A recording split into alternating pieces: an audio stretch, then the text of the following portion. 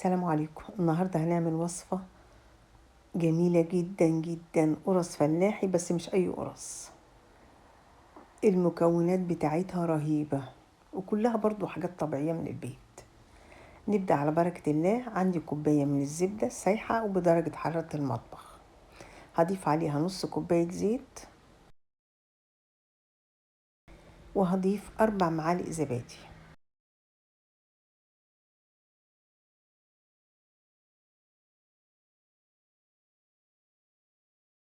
وهقلب الزبادي والزبدة لحد ما يختلطوا مع بعض. هضيف كمان معلقتين كبار من السكر، معلقة كبيرة خميرة، ومعلقة صغيرة من الملح، وهقلب كله مع بعضه كويس جدا لحد ما يدوب السكر. بعد كده هضيف كيلو من الدقيق وأقلب كل المكونات مع بعض. بعد كده هزود العجينة باللبن الرايب. ما عندكيش لبن رايب هتجيبي كوباية لبن حليب وتضيفي عليها معلقة خل وتقلبيها، هتلاقيه تحول للبن رايب. دي الكوباية دي 300 ملي. هضيف اللبن الرايب بالتدريج. استخدمنا كل الكوباية كاملة 300 ملي.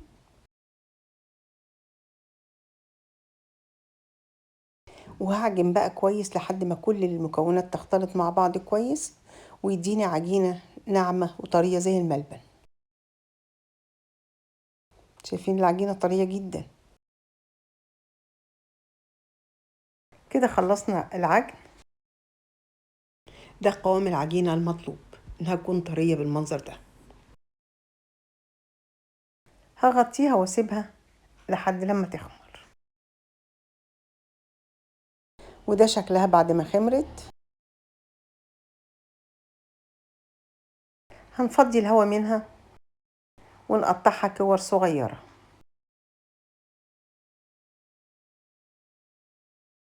يعني العجينة أنا مش لاقية وصف بصراحة للعجينة، حاجة فوق الروعة. أنا عملت عجين كتير بس بالجمال ده ما لقيتش.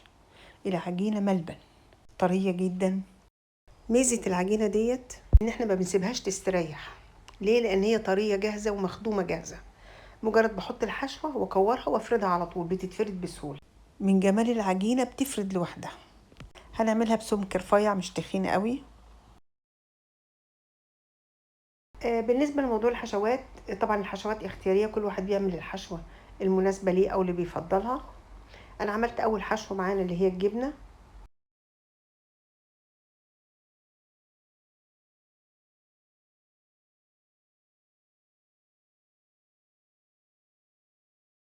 دي حشوة الجبنة.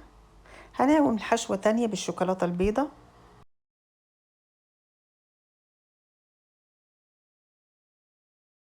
بصراحة ندمت جدا اللي ما عملتش القرص بالطريقة دي من زمان.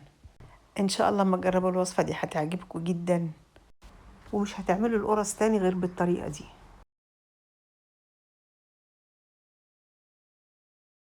كده خلصنا القرص اللي هي بحشوة الشوكولاتة البيضة. هنعمل بعد كده بحشوة النوتيلا، وهنسيب كمان شوية سادة مش هنحط فيهم أي حشوة.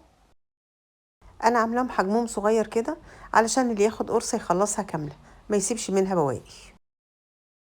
كده خلصنا تشكيل القرص. هسيبها تستريح لمدة نص ساعة. أنا عايزة القرص بتاعتي دي تكون طرية طالعة من الفرن كده، وشها طري وفي نفس الوقت ريحتها حلوة. هعمل دهان خفيف كده للقرص دي، عبارة عن معلقة زبادي وصفار بيض،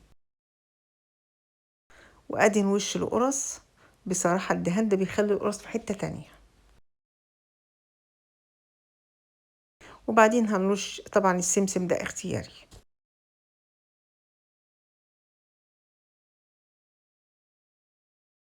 طبعا الفرن أنا مولعاه وسايباه يسخن على درجة حرارة 180.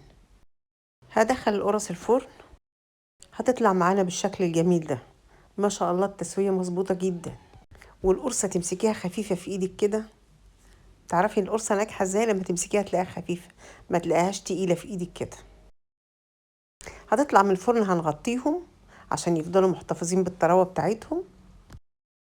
شايفين القرصة من جوه عاملة ازاي؟ الله اكبر، اللهم صل على النبي.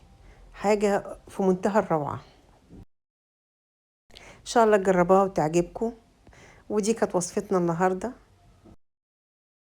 لو عجبكم الفيديو لايك وشير، وإلى اللقاء في وصفات أخرى قادمة. سلام عليكم.